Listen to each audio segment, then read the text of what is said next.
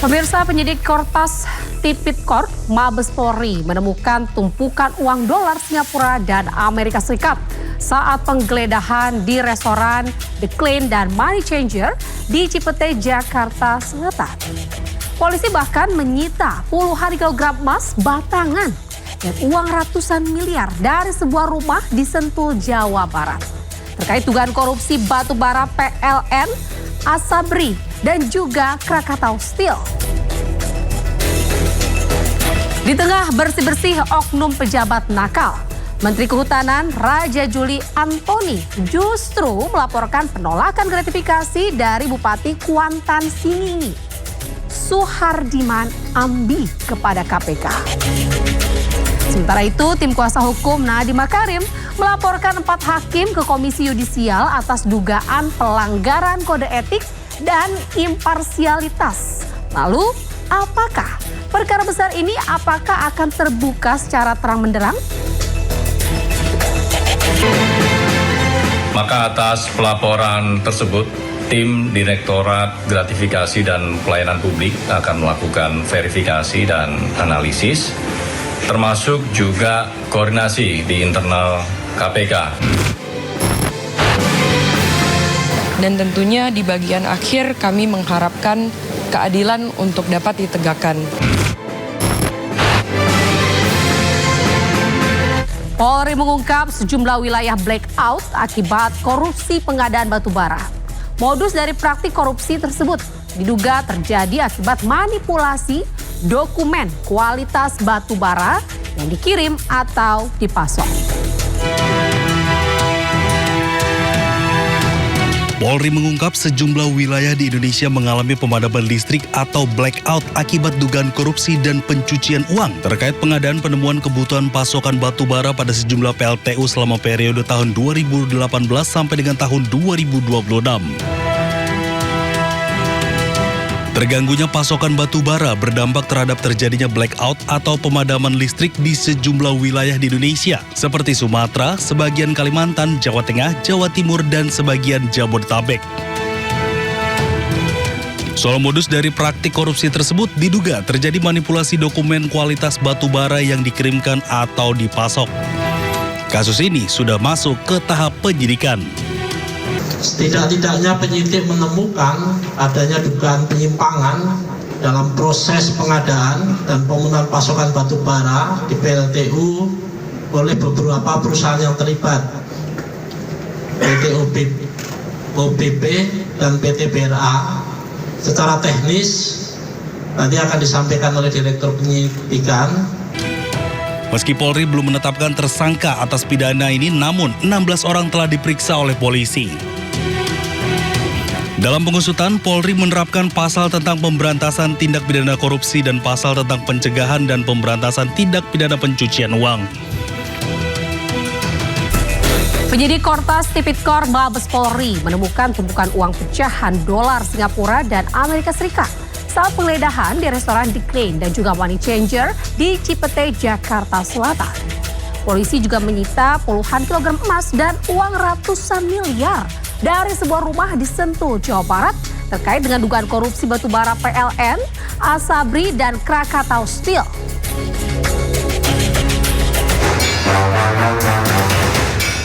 Polisi menggeledah sebuah rumah di kawasan Sentul, Bogor, Jawa Barat.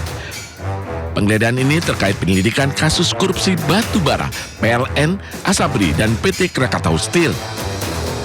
Polisi menyita 74 kg emas, uang 4 juta dolar Amerika, 14 juta dolar Singapura, serta uang sebesar 100 juta rupiah. Estimasi total jika dirupiahkan mencapai 476 miliar rupiah. Rumah di Parahyangan, Blok 2 nomor 2, Bogor, ditemukan brankas terkunci. Setelah dibuka berisi 7 koper. Yang pertama 74 kg emas batangan, kemudian 4.767.300 USD, kemudian 14.083.800 SGD, kemudian 100 juta rupiah. Estimasi total dalam rupiah senilai 476 miliar. Kemudian kita juga telah melakukan penyitaan beberapa dokumen-dokumen termasuk handphone, kemudian beberapa foto keluarga yang diduga pemilik rumah dan pemilik barang dalam berangkas. Selanjutnya barang bukti akan kita lakukan penyitaan. Saya kira itu. Ini selanjutnya ini penggeledahan di mana lagi Pak? Tentu teknis ya. Saya kira itu. Terima kasih. Hasil temuan ini berasal dari berangkas yang berada di balik dinding. Sebelumnya, penyidik Kortas Tipikor Mabes Polri juga menggeledah sebuah restoran The Clean dan Money Changer di Cipete, Jakarta Selatan. Penggeledahan ini terkait kasus korupsi batu bara, PLN, Asabri, dan Krakatau Steel. Dari dalam restoran The Clean, penyidik menyita uang pecahan dolar Amerika Serikat dan Singapura senilai 60 miliar rupiah. Sementara dari tempat penukaran uang atau money changer, penyidik Kortas Tipikor Mabes Polri menyita uang senilai 7,2 miliar rupiah. Bersama 3 orang saksi, tumpukan uang tersebut kemudian dibawa penyidik ke Polda Metro Jaya sebagai alat bukti. Penyidik membawa 7 koper, 2 box kontainer, dan 1 kardus yang berisi uang dan dokumen. Sementara itu, Kabid Humas Polda Metro Jaya, Kombes Pol Budi Hermanto, menyatakan pihaknya masih mendalami siapa yang terlibat dalam kasus dugaan korupsi batu bara. Tadi ditemukan ada berangkas, termasuk beberapa koper, tapi ini juga ada dokumen. Kita juga nanti akan memastikan kembali apakah duit ini berada di dalam berangkas ataupun di dalam beberapa dokumen. Pak, ini kan juga cukup banyak begitu ya, ada dari Brimob yang turut berjaga dan memang ini nampaknya mendapatkan perhatian dari masyarakat yang melintas di kawasan ini. Mengapa Pak? Ya, kami melaksanakan ini sesuai dengan standar operation prosedur untuk terhadap adanya gangguan-gangguan. Kalau adanya gangguan-gangguan ataupun pihak-pihak yang mencoba menghalangi, menghambat proses penggeledahan. Proses penggeledahan ini bagian dari proses penyidikan. Dan kami sampaikan bahwa ada suatu ketentuan perundang-undangan di pasal 21 Undang-Undang Tindak Pidana Korupsi bahwa orang yang menghalang-halangi dapat dipidana melalui proses tersebut. Apakah ada update terkini kira-kira dari barang bukti ini mengarah kepada salah satu objek perkara tertentu atau seperti apa Pak update-nya? Nanti akan kita lakukan analisa dari penggabungan dari beberapa TKP yang dilakukan penggeledahan, hasil temuan pada saat penggeledahan ini juga harus dikonstruksikan sesuai dengan perkara yang mana, objek perkara yang mana. Nanti akan kami update pada teman-teman sekalian. Pemerintah melalui Perpres nomor 111 tahun 2025 memasukkan penyebaran budaya LGBTQ ini sebagai bagian dari ancaman non-militer. Hal ini pun juga memicu perdebatan mengenai batas antara regulasi, HAM dan juga nilai-nilai yang hidup di masyarakat. Kita menolak tempat hiburan malam yang menyediakan kemaksiatan. Kita tentu tidak menghukum kepada orang yang punya orientasi biseksual atau lesbi atau gay itu. MUI sedang menyiapkan naskah akademik dan perundang-undangan berkenaan dengan bagaimana menjerat pelaku pelaku LGBT ini.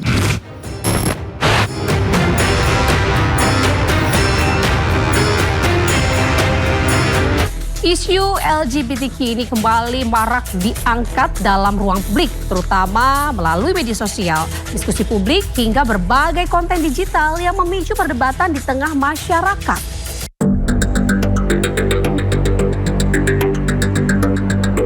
Media sosial TikTok digegerkan dengan beredarnya video yang memperlihatkan kemesraan pasangan sesama jenis pria dengan pria tanpa mengenakan busana. Diduga pria yang ada di dalam video tersebut merupakan oknum ASN Pandeglang, Banten. Warga perumahan di salah satu kecamatan Majasari, Kabupaten Pandeglang, Banten, yang diduga menjadi tempat tinggal oknum LGBT tersebut resah.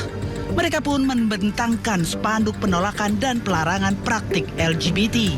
Ini terkait bahaya LGBT, merasa resah atas tersebarnya video atau foto yang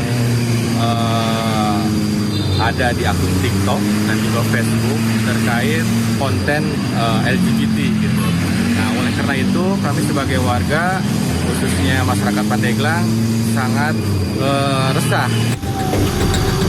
Warga berharap pihak kepolisian dan dinas terkait segera menindaklanjuti perilaku menyimpang tersebut. Sementara itu pihak Pemkab Pandeglang belum memberikan keterangan apapun mengenai dugaan salah satu pegawainya yang berperilaku seks menyimpang. Pemirsa, Presiden Prabowo Subianto pun angkat suara soal maraknya kasus LGBTQ. Ia resmi memasukkan penyebaran budaya LGBTQ ini sebagai ancaman non-militer. Hal tersebut diterapkan dalam Peraturan Presiden atau Perpres nomor 111 tahun 2025.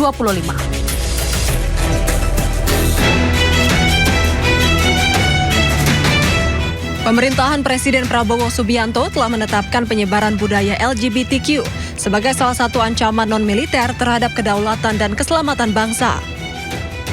Hal ini tertuang dalam Peraturan Presiden nomor 111 tahun 2025 yang menjadi landasan bagi kebijakan umum pertahanan nasional periode 2025-2029.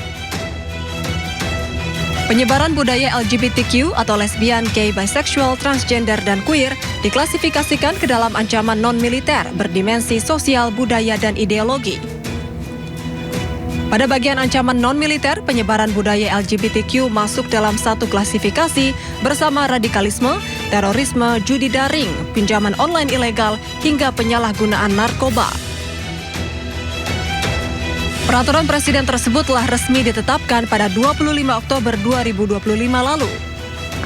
Kebijakan ini menegaskan bahwa pertahanan negara tidak hanya menghadapi ancaman bersenjata, tetapi juga ancaman terhadap ideologi nilai dan ketahanan sosial bangsa.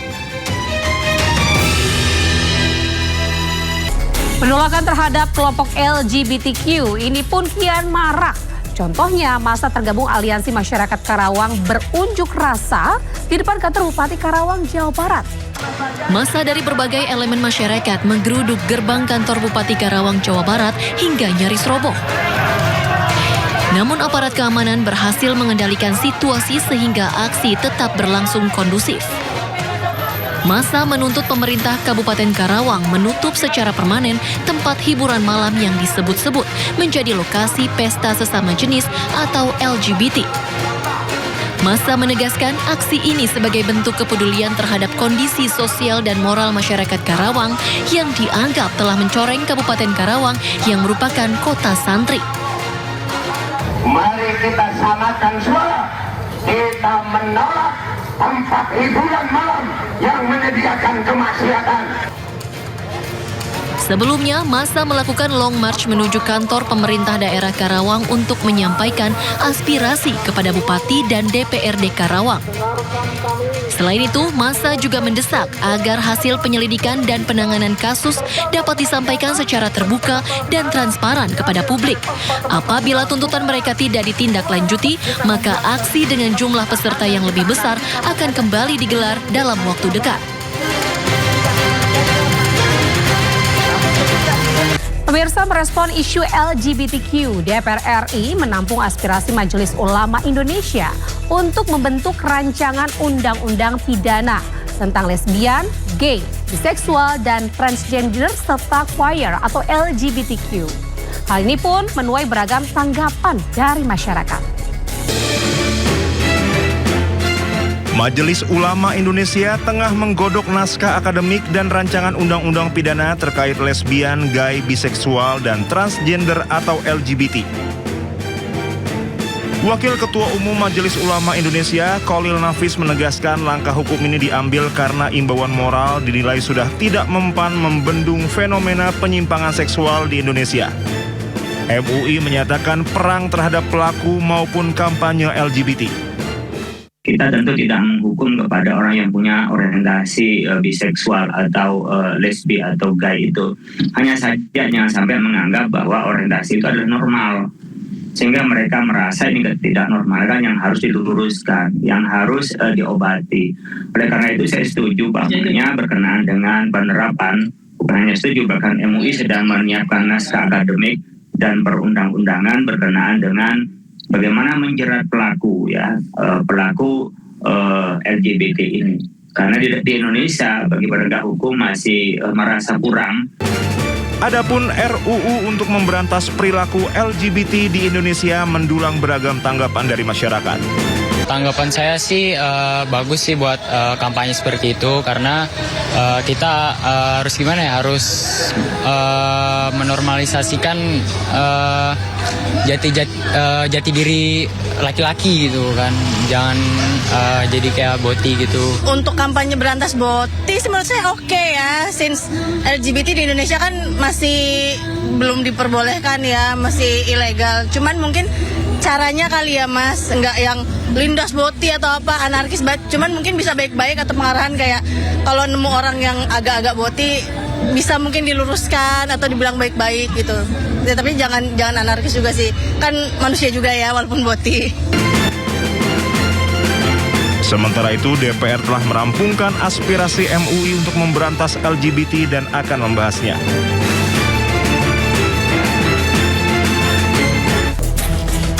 Dinamika Timur Tengah kembali menarik perhatian dunia setelah Hamas mengumumkan pembubaran pemerintahan sipilnya di Gaza.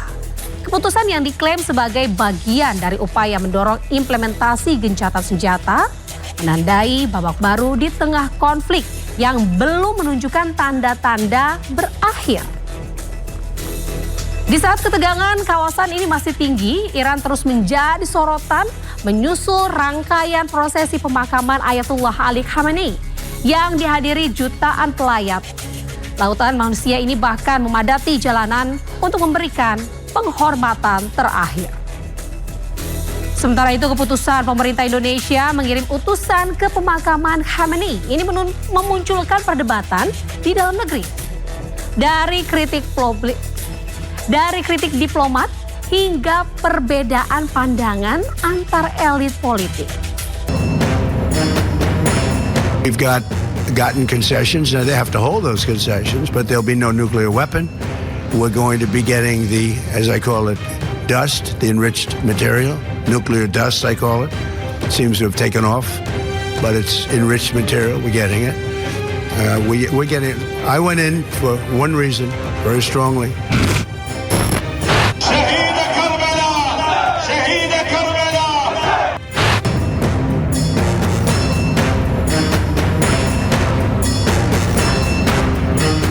Tapi kalau Pak Presiden mengutus Ketua MPR, saya kira mekanismenya nggak seperti itu.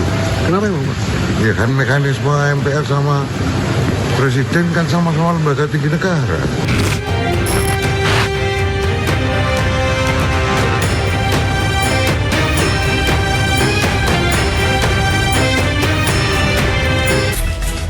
Pemirsa, Korps Garda Revolusi Iran menembakkan 2 rudal ke arah kapal-kapal komersil yang melintas di Selat Hormuz.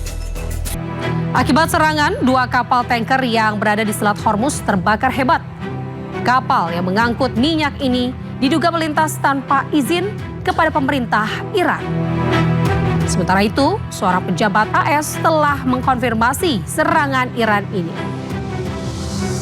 Pejuang Hamas mengumumkan pembubaran pemerintahannya di Gaza, Palestina.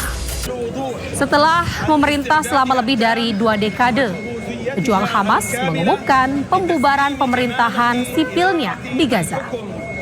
Selanjutnya pemerintahan akan diserahkan kepada komite yang merupakan bagian dari Dewan Perdamaian. Langkah ini juga sebagai upaya mendesak penjajah Israel melaksanakan kesepakatan gencatan senjata. Presiden Donald Trump berdalih bahwa perang antara Amerika Serikat dan Iran ini bukan untuk perubahan rezim. Trump kembali menegaskan bahwa Iran tidak boleh memiliki senjata nuklir. Gotten concessions. Now they have to hold those concessions, but there'll be no nuclear weapon. We're going to be getting the, as I call it, dust, the enriched material, nuclear dust, I call it. Seems to have taken off, but it's enriched material. We're getting it. We're getting it. I went in for one reason, very strongly, that Iran cannot have a nuclear weapon. I'm not looking for regime change, although this is regime change. The first regime is gone. The second regime is gone. Look, we're going to win one way or the other. We're either going to make a deal or we're going to finish the job. Okay? Jutaan pelayat berkumpul di kota Qom, Iran. untuk memberikan penghormatan terakhir kepada Ayatullah Ali Khamenei. Para pelayat membadati jalanan dan juga Masjid Jamkaran di kota suci Qom untuk menyambut iring-iringan jenazah Ayatullah Ali Khamenei. Prosesi ini merupakan bagian dari rangkaian penghormatan yang berlangsung di tengah duka mendalam warga. Prosesi penghormatan terakhir akan dilanjutkan berturut-turut ke Najaf, Karbala, dan terakhir pada Kamis 9 Juli 2026 di Mashdaq sebagai tempat terakhir sekaligus tempat dimakamkannya jenazah Ali Khamenei.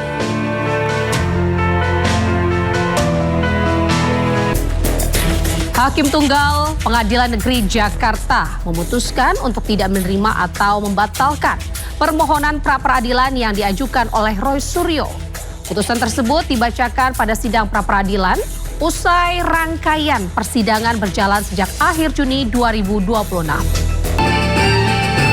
Dalam pertimbangannya, hakim menilai dalil-dalil yang diajukan pemohon tidak dapat menjadi dasar untuk mengabulkan permohonan pra-peradilan. Permohonan ini sebelumnya diajukan untuk menguji sah atau tidaknya tindakan penggeledahan, penangkapan dan juga penahanan yang dilakukan penyidik dalam perkara yang menjerat Roy Suryo. Pihak kuasa hukum Roy Suryo menyatakan akan mempelajari langkah hukum selanjutnya sesuai dengan ketentuan yang berlaku. Sementara itu, pihak termohon menyambut putusan tersebut sebagai penegasan bahwa tindakan penyidik telah dilaksanakan sesuai prosedur hukum dengan berakhirnya proses pra-peradilan. Penanganan perkara pokok yang menjerat Roy Suryo ini diperkirakan akan berlanjut ke tahap persidangan berikutnya. Ini hukum bukan untuk saya, bukan untuk Roy Suryo dan tim kuasa hukum Tokham yang hari ini mendampingi saya, tetapi adalah untuk kita semuanya. Juga untuk sahabat-sahabat pejuang kami yang ada di seberang sana, yang ada untuk Bu Dr. Tifa, yang ada untuk Bu Kurnia, yang ada untuk Mas Rustam, dan juga untuk Pak Rizal Fadila. Ini adalah untuk kita semuanya. Yang kedua, kami ingin mengaturkan terima kasih atas kebijakan yang luar biasa, pertimbangan kepada Hakim Tunggal. Ya, kalau tidak salah namanya Pak Ketut. Ya, kalau tidak salah. Terima kasih, matur suksma Pak Ketut, atas pertimbangannya yang sangat luar biasa. Jadi itu benar-benar sesuai dengan fakta persidangan. Saya nggak perlu ulangi lagi fakta persidangan yang ada. Kami tidak akan meninggalkan kalian semua. KNPRI, ARM, Forum Aksi, dan juga yang lain ya. Kita tetap berjuang bersama. Jadi nanti ya pertimbangannya adalah nanti teknis akan disampaikan oleh Mas Refli. Dan jangan lupa ya, ini kita akan tetap memperjuangkan. Dan saya juga ingin sampaikan, hari ini kita menyelesaikan pra-peradilan di Jakarta Selatan. Kita juga akan mengikuti nanti perkara pokok itu di Jakarta Timur. Tapi kemarin kita mengajukan gugatan ya PMH itu apa sih? Perbuatan melawan hukum di Jakarta Utara terhadap seorang namanya Lecumanan. Ya, itu sudah kita daftarkan dan muncul reknya adalah nomor 457/B/per yang APDT yang ada di Jakarta Utara. Kenapa? Karena dia telah melakukan penyelundupan pasal dan pasal itu ternyata tidak digunakan. Nanti detailnya mungkin Mas Gabra akan sampaikan. Dan meskipun tadi hakim sekali lagi menggunakan KUHAP lama dan baru, tapi dalam suatu KUHAP baru, maka itu namanya apa? Namanya dioplos. Ya. Sementara itu, kuasa hukum Roy Suryo menyatakan masih akan mengajukan pra-peradilan baru yang menuntut pokok perkara pasal 32 ayat 1. Refli Harun juga menegaskan tidak ada maksud menghambat atau mengulur waktu karena pengajuan pra-peradilan ini diperbolehkan undang-undang. Karena kita akan mengajukan pasal 32 ayat 1 yang kami anggap itu adalah pasal selundupan hanya untuk bagaimana bargaining power penyidik bisa menahan sewaktu-waktu baik Mas Roy maupun Dr. Tifa. Karena itu kita akan ajukan, kita berusaha insya Allah rontokkan pasal ini karena pasal ini paling tidak menurut kami tidak disertai dengan fakta dan peristiwa yang sesungguhnya. Tidak disertai dengan dua alat bukti yang cukup. Itu perjuangan kita yang harus kita jalani berikutnya dan mohon dukungan. Dan sekali lagi bahwa ini tidak bermaksud untuk menghambat pokok perkara, karena pra peradilan ini adalah hak yang diberikan oleh undang-undang dan terbuka kepada tersangka, dan terbukti ternyata hari ini pra peradilan itu paling tidak memulihkan harkat Mas Roy, bahwa proses penggeledahan, penahanan dan penangkapan dan penahanan itu tidak sah. Bagaimana dengan pokok perkara? At any time sesungguhnya kami siap untuk disidangkan pokok perkaranya. Tidak seperti yang dikatakan bahwa Mas Roy mengulur-ulur waktu, tetapi berdasarkan kitab undang-undang hukum acara pidana yang baru, kalau kita mengajukan pra peradilan itu adalah hak kita, sekali lagi hak kita, karena kita ingin berperang tetapi dengan jalan yang jauh lebih mulus. Betul. Seandainya pasal-pasal 32 ayat 1, pasal 35 sudah dirontokkan di pra peradilan, maka kita hanya menghadapi pasal-pasal yang ringan saja. Nah, ini adalah bagian dari strategi yang mohon kawan-kawan sekalian, termasuk lawyer-lawyer yang lain di medan manapun, menghargai hak kami untuk memperjuangkan bagaimana strategi ini bisa berjalan dengan baik demi Mas Roy dan tentu demi penegakan hukum itu sendiri. Sementara itu, tim hukum Jokowi yang tergabung dalam Pradi Bersatu meminta kubu Roy Suryo jangan senang dulu, karena hasil putusan pra-peradilan ini bukan kemenangan telak dalam pokok perkara. Sekjen Pradi Bersatu, Ade Darmawan, bahkan menyebut pra-peradilan kedua yang diajukan Roy Suryo akan sia-sia. Saudara Roy Suryo jangan senang dulu. Ya, biasa aja. Ya, biasa aja. Ini bukan kemenangan telak dalam pokok perkara. Sekali lagi saya ulangi, ini bukan kemenangan telak dari pokok perkara. Ini adalah di mana disampaikan oleh hakim tunggal bahwa sah atau tidak sahnya satu penangkapan, penahanan, dan penggeledahan. Satu tidak sahnya penangkapan, memang hari ini kita lihat dia melenggang kangkung. Memang dari media ke media kan ada Roy Suryo nggak ditahan, tangkap, ya dia dijemput itu tidak diborgol. Baik-baik yang dia katakan G30 SPK itu tidak nyata. Nah, ini juga yang perlu menjadi pertimbangan sebenarnya tadinya, tapi karena ini sudah selesai, saya anggap bahwa kita harus menghormati putusan Prapit. Nah, jadi artinya upaya paksa sebahagian, perlu digarisbawahi, sebahagian, bukan menang telak, tidak. Karena tidak menggugurkan pokok perkara. Pokok perkara adalah peristiwanya. Nah, peristiwanya itu tidak gugur, saudara. Ya, tidak gugur. Artinya dia melakukan Prapit kedua, di sini tercermin bahwa untuk Prapit kedua saya rasa hal yang sia-sia. Dan ini kita harus betul-betul kawal untuk Prapit yang kedua, agar supaya cepat masuk kepada pokok perkara. Jangan-jangan ya. Lalu pasal apa saja yang menjerat Roy Suryo dan kawan-kawan hingga ditetapkan sebagai tersangka?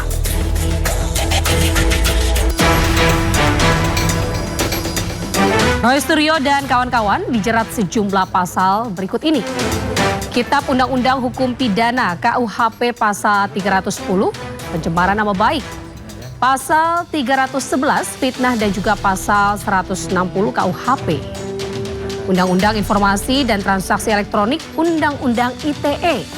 Pasal 32 ayat 1, junto pasal 78 ayat 1, manipulasi atau pemalsuan data elektronik. Pasal 35 ayat 1, intervensi data. Pasal 27A, junto pasal 45 ayat 4 dan pasal 28 ayat 2, junto pasal 45A ayat 2. Atas pasal berlapis dijerat dengan ancaman hukuman maksimal hingga 12 tahun penjara. Presiden ke-7 RI Joko Widodo juga merespon putusan pra-peradilan yang dimenangkan Roy Suryo. Sementara terkait dengan sidang pokok perkara, Jokowi menegaskan bahwa dirinya siap menghadapi atau menghadiri persidangan secara langsung jika diminta, termasuk menunjukkan ijazahnya. Kita harus menghormati proses hukum yang ada dan mekanisme hukum yang ada. Kalau saya diundang oleh Yang Mulia Majelis Hakim untuk hadir di forum persidangan, ya saya akan hadir. Dan sesuai yang saya sampaikan yang lalu, saya akan membawa dan menunjukkan ijazah dari SD, SMP, SMA, dan S1 yang saya miliki. Meski Roy Suryo menang sebagian dari gugatan sidang pra-peradilan pertamanya, dari kini tengah menanti sidang pra-peradilan keduanya. Adanya gugatan sidang pra-peradilan kedua Roy ini membuat pertanyaan bahwa ini merupakan langkah menunda hukuman.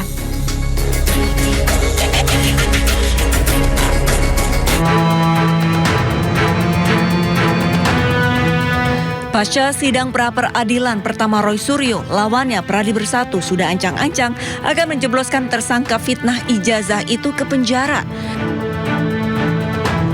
Strategi yang akan dipilih Pradi adalah mengirimkan surat kepada Mahkamah Agung agar kembali meninjau penangguhan penahanan Roy Suryo. Sekjen Pradi Bersatu Adi Darmawan menjelaskan bahwa langkah tersebut sengaja ia ambil agar Roy Suryo tidak terus-menerus mengajukan sidang pra-peradilan. Ada perapit lagi yang akan dilaksanakan oleh tim Roy Suryo, otomatis harus segera dimasukkan ke dalam tahanan. Kenapa? Ketika perapit dibacakan dan itu tidak menang atau kalah, kemudian ada niatan lagi untuk memperapit, itu harus segera dilakukan penahanan.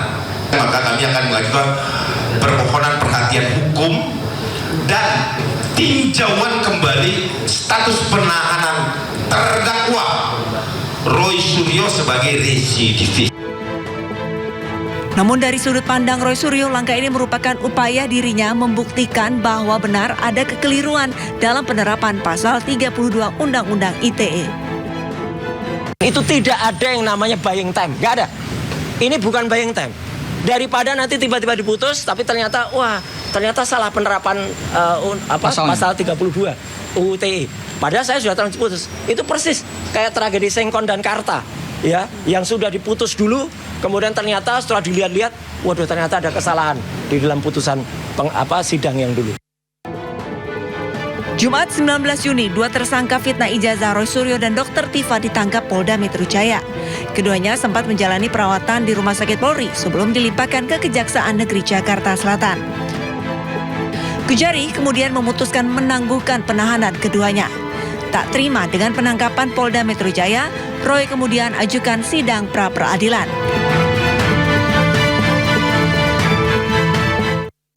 Pemirsa, Roy Suryo dan Dr. Tifa mengaku mendapat ancaman pembunuhan menjelang persidangan 9 Juli 2026 terkait dengan polemik ijazah Jokowi. Roy dan Tifa bahkan mengaku mendapat berbagai bentuk intimidasi.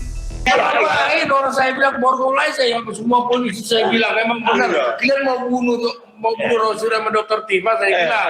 Semua live kok.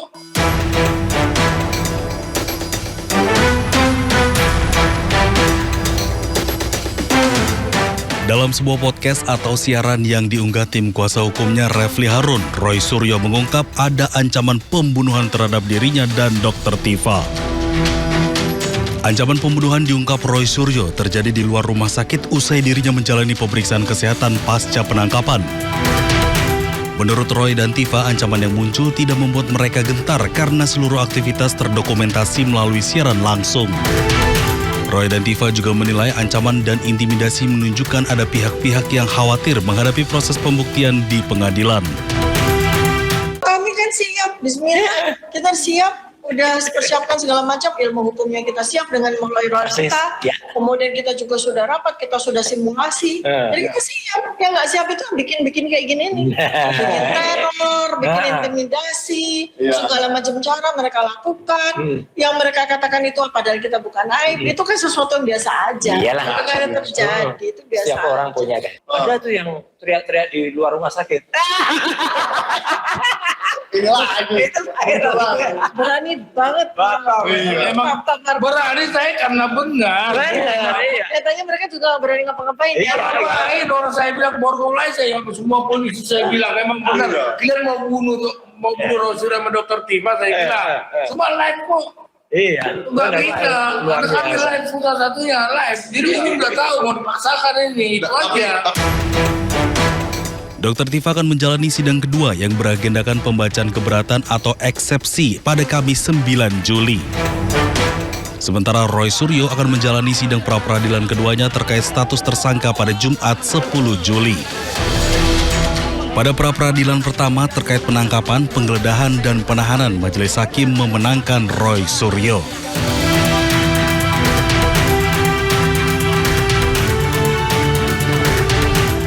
Sementara itu pemirsa, di tengah ramai kasus dugaan ijazah asli Jokowi, pemasangan baliho ucapan ulang tahun Jokowi oleh Wali Kota Solo, Respati Ardi, menuai sorotan.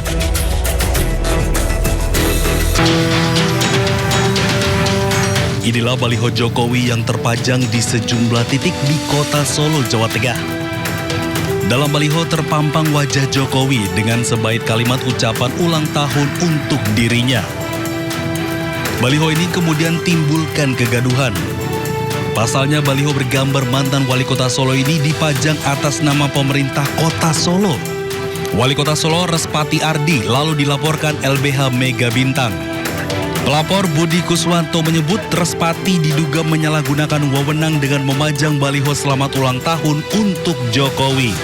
Ya, yang jelas kan sudah terpasang atas nama pemerintahan kota, ya kan? Kemudian ternyata setelah muncul kehebohan di masyarakat, di situ kemudian ada tanggapan dari Dinas Kominfo atas biaya pribadi. Nah, ini kan sebuah hal yang bertentangan. Kalau menggunakan pribadi, kenapa tulisannya atas nama pemerintah Kota Surakarta? Respati Ardi tanggapi santai laporan yang ditujukan kepadanya. Ia mengaku salah dan berdalih menghormati proses hukum yang ada. Oh iya tuh. Siap salah, udah saya berikan siap salah. Awas udah. Ya. Oh siap, gak lurus, siap salah. Kini baliho berpolemik itu sudah diturunkan sementara proses hukum mulai berlangsung. Pokok perkara masih menunggu pembuktian dan proses hukum yang lebih panjang. Di tengah derasnya opini dan perdebatan di ruang publik, masyarakat tentu menantikan kejelasan yang bersumber dari fakta dan persidangan. Demikian untuk putusan hari ini nyatakan selesai dan ditutup. Kami juga sampaikan tentang sikap hakim ketika mengakhiri persidangan yang lagi rame juga, viral, itu juga kami laporkan.